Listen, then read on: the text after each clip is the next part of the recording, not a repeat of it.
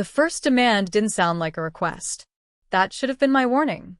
It came in the form of a short, confident email that landed in my inbox one morning, written in the kind of tone people use when they assume the answer is already yes. The HOA informed me that they would need routine access to my property.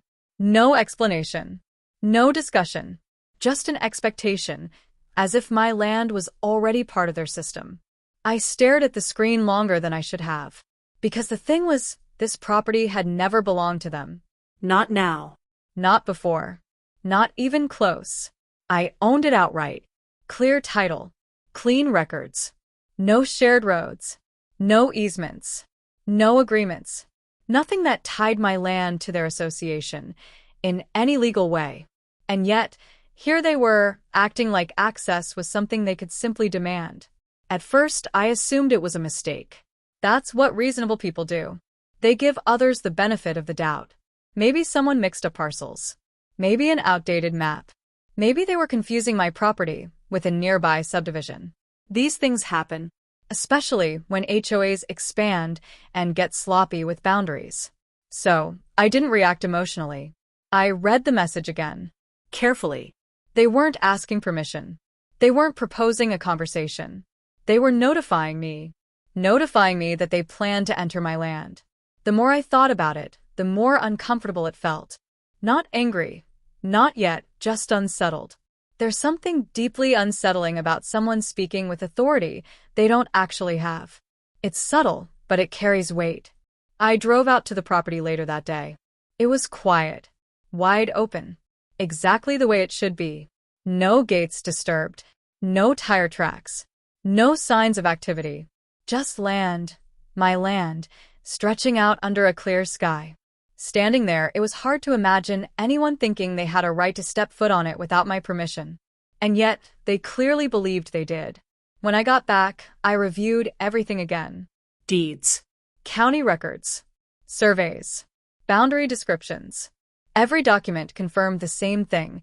The HOA had no jurisdiction here. None. 0. That's when I replied. I kept it simple, polite, professional. I explained that my property was privately owned and not subject to HOA oversight. I stated, clearly, that no access had been granted and that any entry would be considered trespassing. I expected one of two responses, either an apology or silence. What I got instead was confidence. They replied quickly, too quickly. They told me access was necessary for community maintenance, that their board had historically managed surrounding areas. That cooperation would be appreciated. They still didn't ask. That was when I realized something important. This wasn't confusion. This was assumption. They assumed I wouldn't push back, that I'd hesitate, that I'd feel intimidated by formal language and board titles, that I'd think it was easier to let them in than to challenge them. They were wrong. But at that moment, I didn't shut them down yet. Not because I agreed, but because I wanted to understand how far they were willing to go. How confident they were in authority they didn't possess. How quickly a simple demand could turn into something else. Because once someone decides your property is theirs to manage, they rarely stop at asking for access. And whether they knew it or not, this was the first step in a much bigger fight, one they had just volunteered for. After that exchange, I expected things to slow down. I was wrong. Instead of reconsidering, the HOA doubled down. The emails became more frequent, shorter, more directive. They stopped pretending this was a conversation and started treating it like a process I was expected to follow. One message outlined a scheduled access window. Another referenced routine inspections. A third mentioned that delaying cooperation could create complications for the community. Every word was carefully chosen, polite on the surface, firm underneath. Still, not once did they explain why they believed they had the right to enter my property. I replied again. Calmly. I restated the facts. No easement. No shared infrastructure. No agreement. I asked them directly to provide any legal document that granted them access rights. That question went unanswered. What I did get, instead, was presence. A few days later, A neighbor I barely knew called to tell me he'd seen unfamiliar vehicles near my property line. Not on my land, but close enough to make a point. Two people standing near the boundary, wearing HOA-branded vests, looking at clipboards like they were preparing for something. I drove out there immediately. They were gone by the time I arrived. No damage. No entry. Just tire marks on the dirt road, and the lingering sense that this wasn't accidental.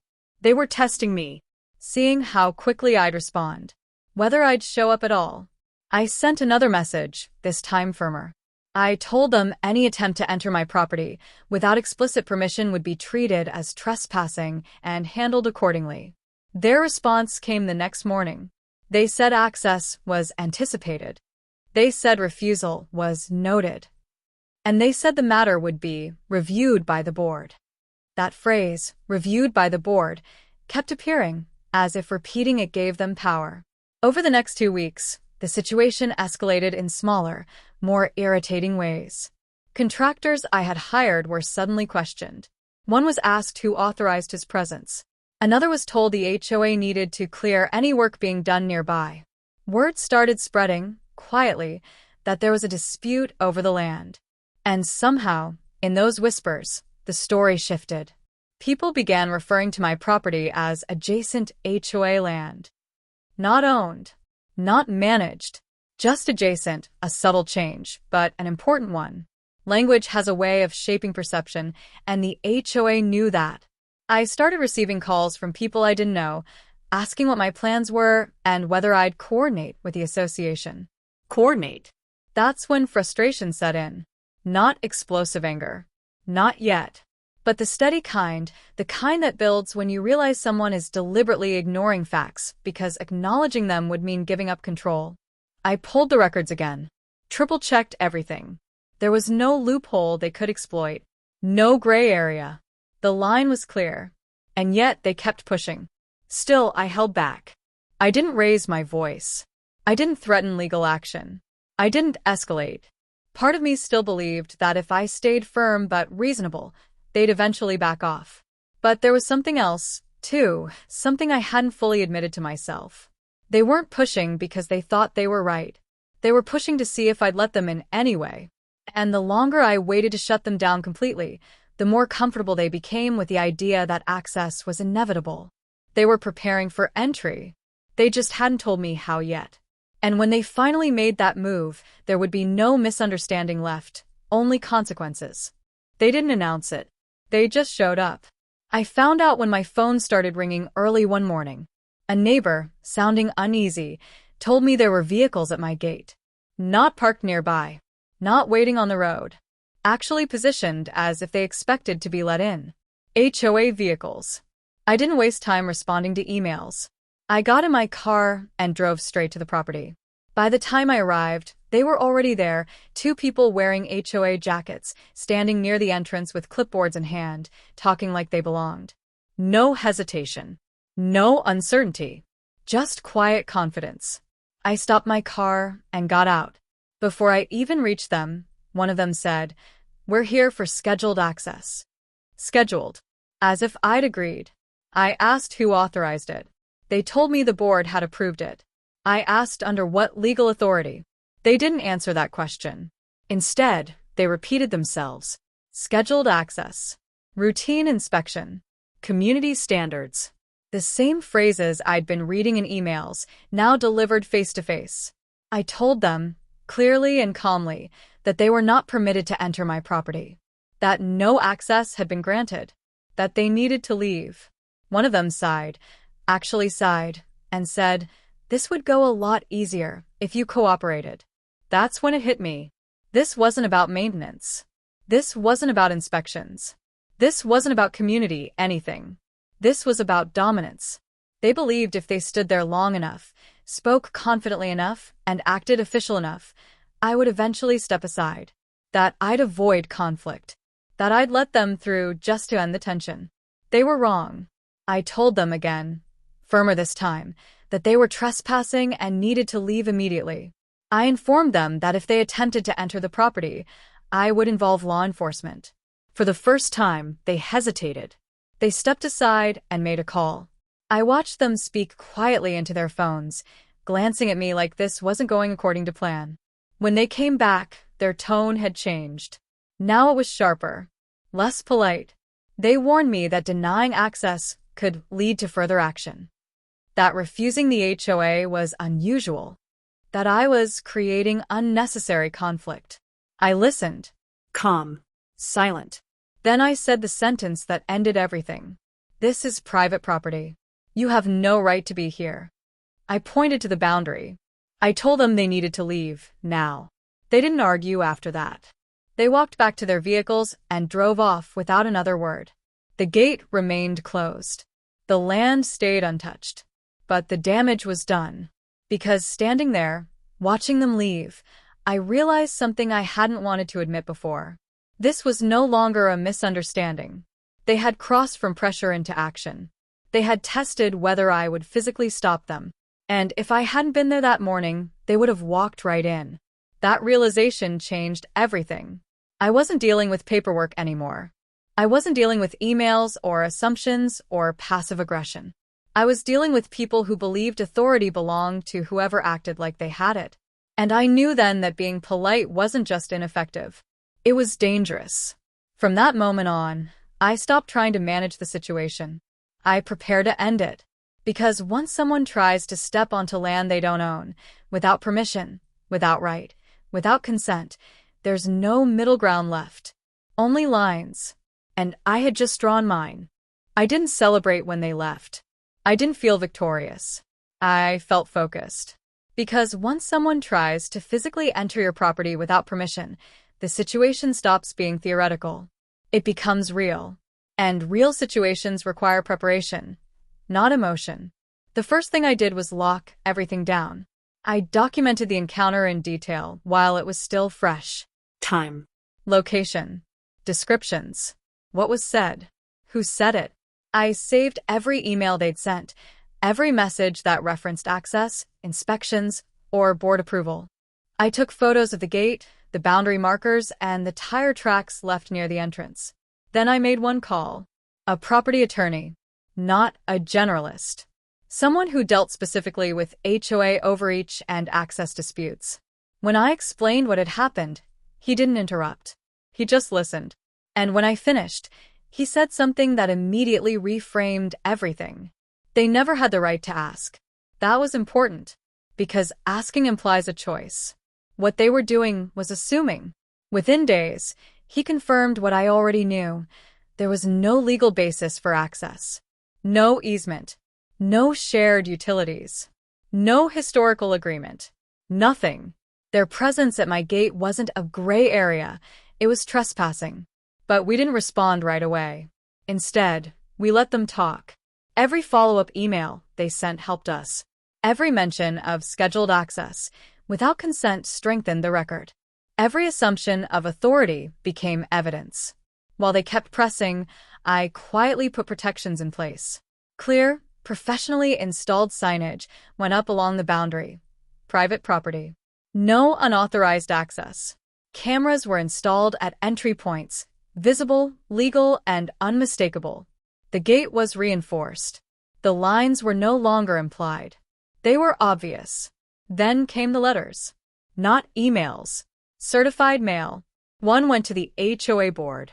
One to their legal counsel. One to the county.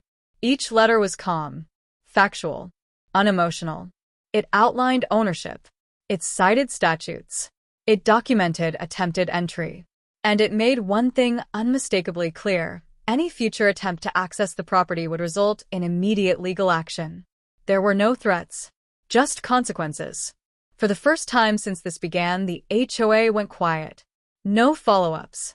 No reminders. No board reviews. Days passed. Then weeks. The confidence that had filled their earlier messages was gone, replaced by silence. That silence told me everything. Eventually, a response arrived, carefully worded, noticeably restrained. They claimed there had been a miscommunication. That access was not currently planned. That they would respect property boundaries moving forward. They didn't apologize. They didn't have to, because the shift had already happened. They were no longer acting like owners. They were acting like people who had been warned. The final step was simple. My attorney filed a formal notice establishing record of attempted trespass and denying any future access claims. It wasn't aggressive. It wasn't public. But it was permanent. And with that, the issue ended. No more vehicles near the gate. No more emails. No more assumptions. Standing on the property weeks later, I noticed how quiet everything felt again. Not just physically, but mentally. The tension that had followed me since that first demand was gone. They had tested the boundary. They had lost. Not because I raised my voice.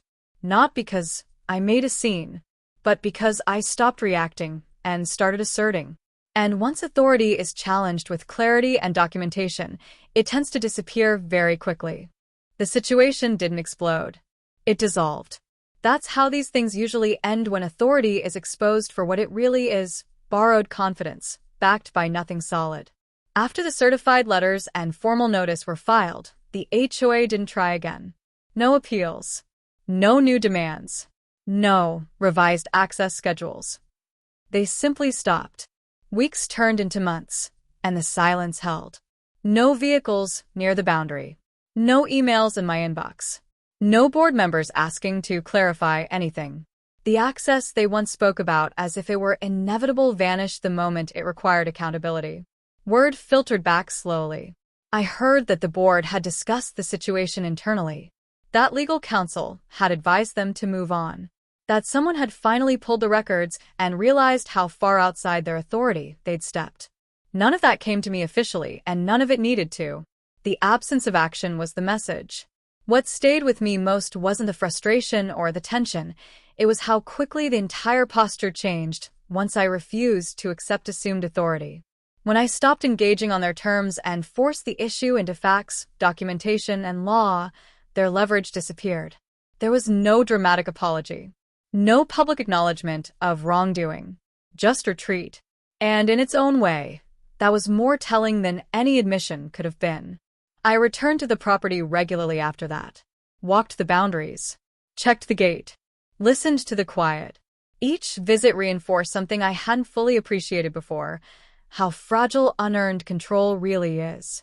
HOAs, boards, and committees rely heavily on one thing: compliance. Most of their power comes from people assuming they must obey. The moment someone asks for proof, real proof, that power weakens fast. That's the lesson this experience left me with.